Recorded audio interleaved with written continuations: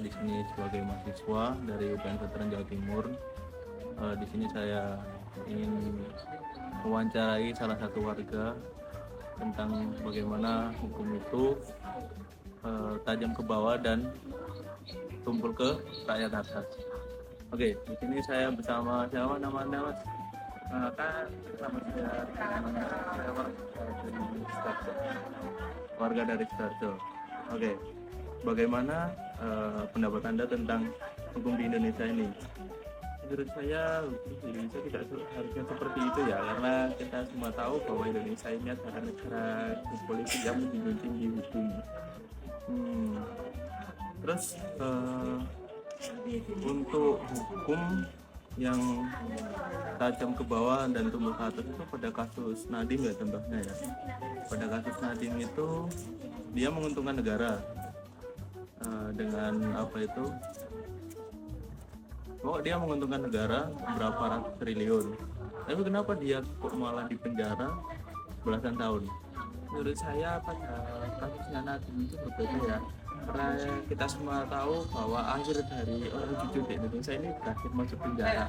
Mungkin ada suatu rahasia yang diketahui Nadiem dan itu akan mempengaruhi beberapa orang di jajaran politik negara. Makanya beliau bisa berakhir seperti itu.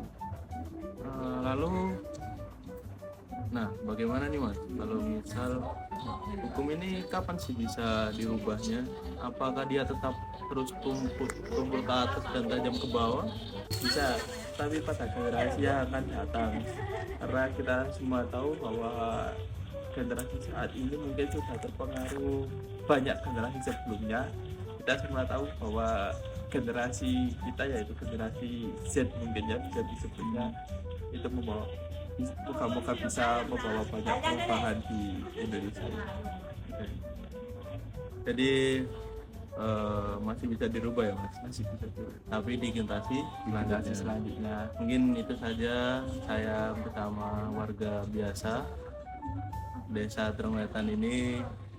Kurang lebihnya saya mohon maaf bila saya banyak salahnya ataupun sebelah saya juga banyak salahnya dalam tutur kata ini.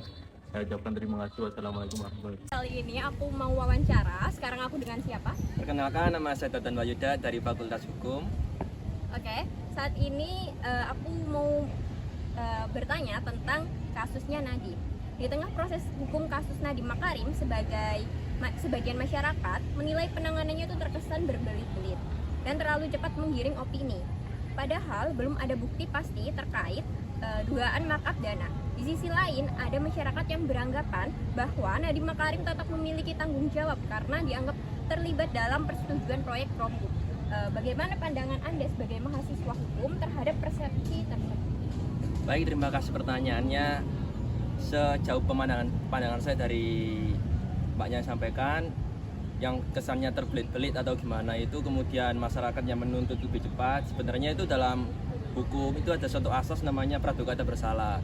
Jadi setiap orang tidak boleh dinyatakan bersalah sebelum adanya putusan pengadilan. Jadi kalau ada masyarakat yang bilang kesannya terlalu terbelit-belit atau bagaimana, itu nampaknya kurang cocok. Dikarenakan juga tadi tidak seorang pun dapat dinyatakan bersalah sebelum adanya putusan pengadilan. Jadi jika hakim belum mengetuk palunya dan menyatakan bahwa Nadiem itu bersalah, maka dia tidak dapat dinyatakan bersalah. Seperti itu. Oke, untuk pertanyaan yang kedua, banyak pihak menilai bahwa berbagai program inovasi yang bertujuan membuka lapangan kerja atau mempercepat transformasi digital justru kerap berujung pada proses hukum ketika melibatkan pemerintah. Kasus yang juga dikaitkan dengan Google ini menimbulkan kekhawatiran di kalangan generasi muda dan calon pengusaha. Apakah kasus seperti ini bisa membuat generasi muda menjadi takut berkolaborasi dengan pemerintah? Mengapa pola seperti ini dinilai sering terjadi ketika ada inovasi atau terobosan baru yang melibatkan pemerintah?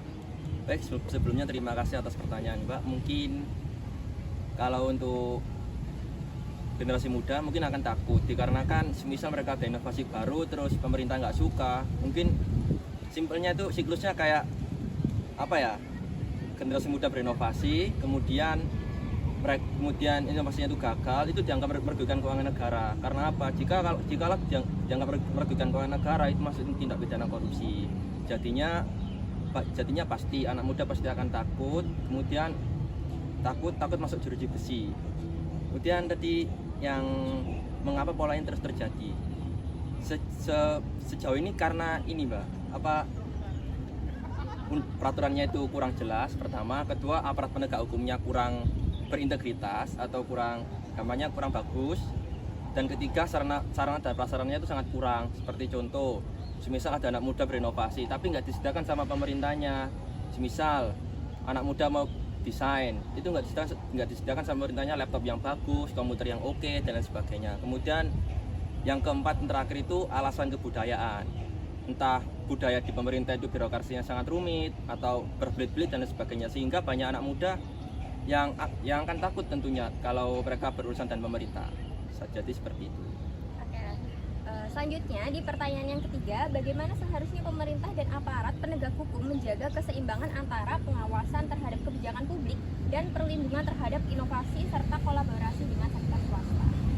Baik, sebenarnya terima kasih Mbak atas pertanyaannya. Pemerintah dan aparat penegak hukum ya Mbak ya.